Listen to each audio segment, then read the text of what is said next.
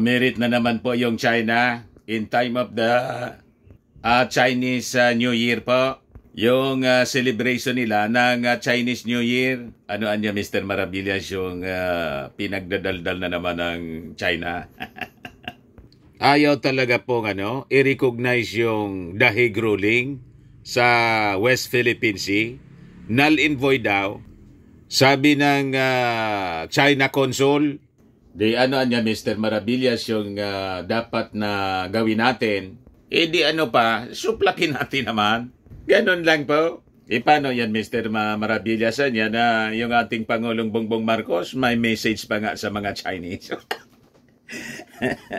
Sa Chinese New Year po, sabi ko sa inyo, wala bang problema magmensahe. Si yung Pangulong Bongbong nga po, nag-message sa Taiwanese President. Kasi nga po, nakikipagkapwa tao tayo. Yung message naman ng ating Pangulong Bongbong Marcos ay tungkol sa prosperity. Di ba? At address mga kababayan mainly sa mga Filipino-Chinese kasi napakarami na tayo mga Filipino-Chinese. At itong mga Filipino-Chinese, sana naman yung puso ninyo, Pinoy na talaga. Di ba? Hindi ninyo ipapasubo ang bansa kung saan yun na yung nag-support sa inyong pamumuhay. Dito kayo nagsipagyaman sa amin O di ba? Yung iba dyan sa inyo, hindi man masyadong mayaman o mahirap pa nga nung panahon nang lumipat mag-migrate kayo dito sa Pilipinas. At dahil sa magandang pakikitungo sa inyo ng ating mga kababayang Filipino, naging soki ninyo sa inyong mga negosyo, ayon, yumaman kayo ng todo. Yung mga Filipino, mahirap. Hindi kasi mahilig magnegosyo yung mga Filipino. Yan ang problema. Kaya sabi ko nga, tularan ninyo yung mindset nito mga Filipino-Chinese. Mahilig po magtinda-tinda. Kaya sila yung may-ari ng pinakang malalaking tindahan dito po sa ating bansa.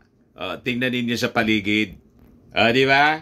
But before ko mga kababayan, ibigay sa inyo yung full story, pati yung iba pang mga developments tungkol dito sa paganda natin sa West Philippine Sea. Kasi sabi dito sa balita, yung Third Joint Patrol with America ay sinasagawa ng muli, ginagawa ng muli mga kababayan dito sa West Philippine Sea. At saka yung ating Defense Secretary Sigibo Teodoro nakikipag-usap po sa German leader para ma-discuss po yung defense requirements natin na kailangan para po dito sa West Philippine Sea. So before kong ibigay sa inyo yung full story po, mga detalye, click subscribe muna dito sa ating YouTube channel and hit the notification bell para lagi po kayong updated sa mga kaganapan dito sa ating bansa. Like and share na rin po ninyo ng ating video at wag na rin po ninyo mga kababayan skip yung ating mga commercial ads para tuloy-tuloy lang ang pag-unlad ng Bagong Pilipinas.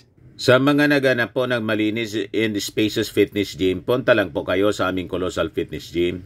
We also offer Grab Car Rental with our brand new 2023 model ng Toyota Innova. We also accept booking for those who are planning to travel via PAL, Cebu Pacific, and other airline companies, local and international, and bills payment for Meralco bills, PLDT, etc. Kahit saang bansa po kayo gusto na mag-travel, pwede na po kayo magpa-online booking dito sa amin para makamura po kayo. Pati po sa pati sa mga hotels, may Paymaya kami, tapos bayad center po.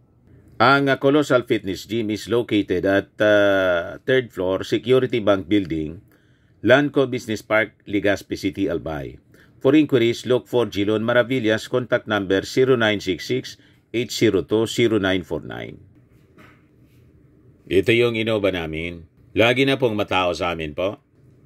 Na-set up na rin po yung aming mga bagong gym equipment. May treadmill na rin po kami. Saka ito po yung bago naming binibenta nga product, iGlow Serum. 3 times more effective than your ordinary collagen serum with anti-aging and brightening formula. Tingnan ninyo yung epekto sa aking anak na architect. Contact nyo na lang po siya sa messenger niya sa Facebook, Riz Maravillas. Ito naman po, Firmax Firming and Lifting Cream. Mainam po sa mga paninigas na mga kaso-kasuan, mga pains. Pinapahid lang po sa mga pulses in affected area. Ito naman po, Automax Radiant Serum. Sa mukha naman yung application. Anti-aging po siya. You will look 10 years younger than your age. Ito, Ningxia Red Mix Fruit Drink. Sa mga cancer patient po, mainam siya. Hindi man po siya gamot, food supplement siya. Kaya lang, gawa siya mga kababayan sa goji berry. Yung goji berry may anti-cancer properties. O yung mga inquiries ninyo, dumiritso na lang kayo sa aming messenger sa Facebook para masagot namin agad. Ayos pa? Ayos na niya, Mr. Maravillas. So, balik tayo mga kababayan sa ating kwentuhan. So, bumanat na naman po yung konsul ng China. Yan po, bumisita pala po sa Iloilo. The Consul General of the People's Republic of China during her visit to Iloilo asserted that the landmark arbitral ruling daw sa West Philippine Sea was illegal, null and void. Kita ninyo yung mga ugali. Parehas niya yung yun niya yung sinusundan yata na posisyon ni Mao Diggs.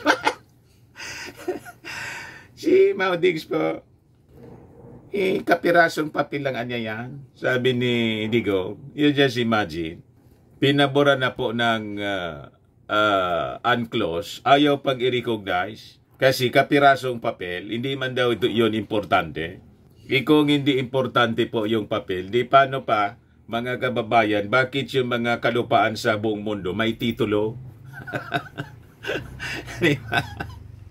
Hindi sunugin na niya yung titulo ng kanyang lupa dyan sa Davao kasi hindi importante yung papel na naglalalaman ng pagmamay-ari ng isang bansa sa ating territory in like manner ng ating pag-aari sa mga lupa na ating nabili o na-acquire.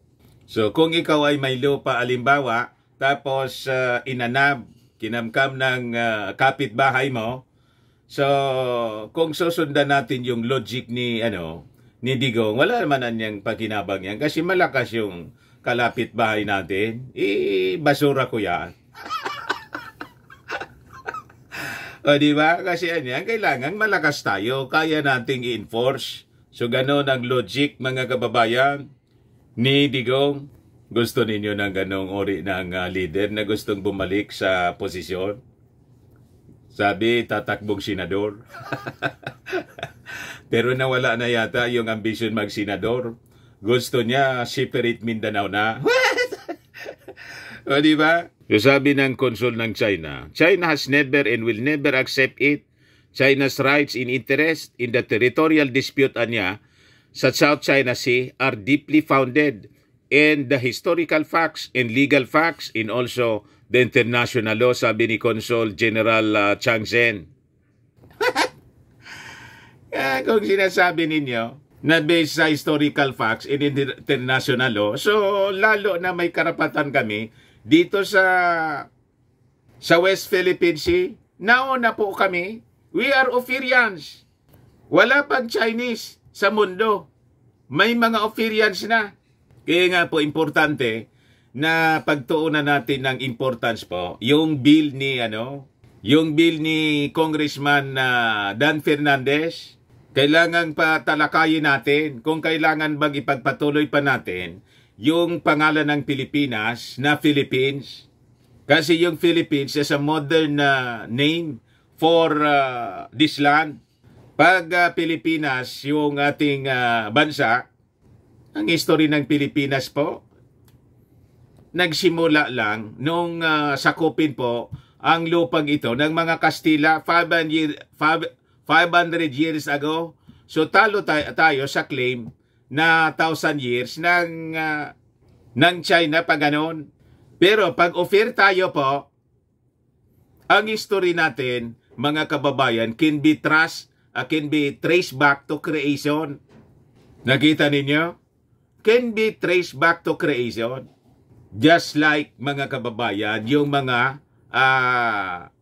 taga-Israel, ganon kahaba ng katagal ng ating history in this land, mga kababayan. Yun ang ina-assert po ng China. Historical facts daw in international law. Kung international law naman po yung sinasabi niya, may unclose nga na po. Ayaw nilang i-recognize. So, kontra-kontra, mga kababayan, yung kanilang sinasabi.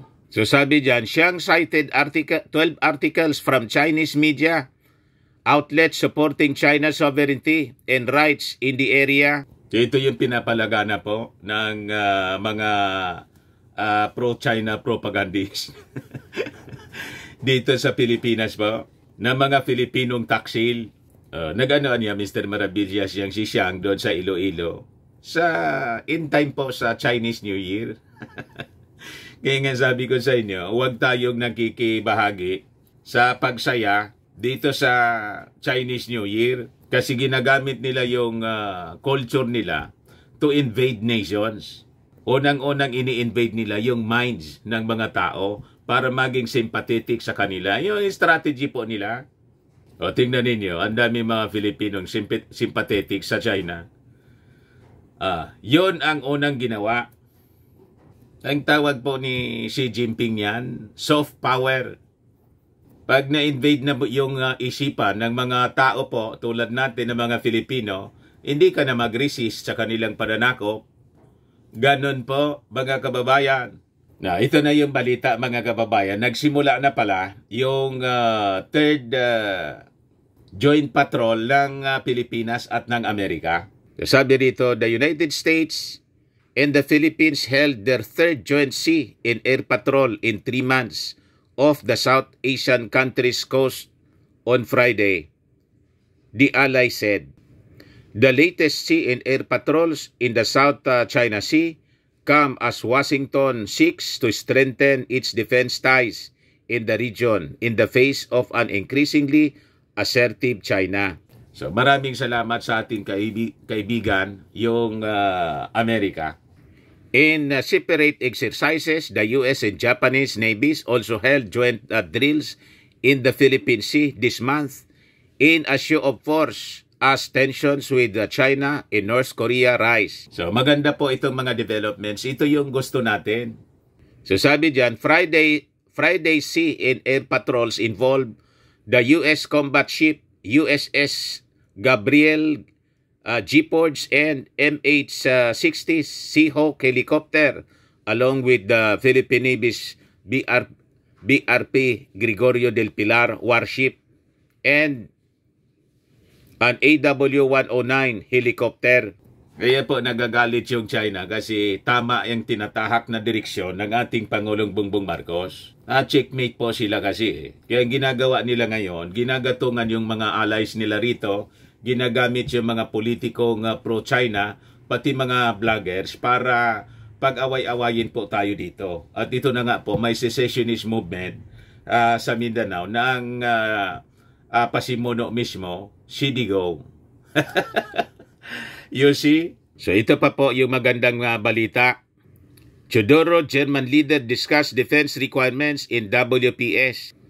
Secretary Gibo Teodoro first met German Federal Parliament member Dr. Johann Wadepool at his office where the two discussed common security challenges affecting both countries including yung dito po sa West Philippine Sea.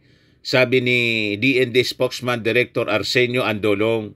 Andolong said Teodoro laid down the Philippine defense capability development priorities highlighting area denial, maritime domain awareness, air defense, and cyber security sa ating Armed Forces Modernization Program. So, napakaganda po yung mga activities na ginagawa po ngayon ng Administrasyong Bongbong. Kaya gustong gulin po ng mga minions ng China dito po sa ating bansa. Dinidestabilize po yung ating gobyerno pero hindi po sila magtatagumpay.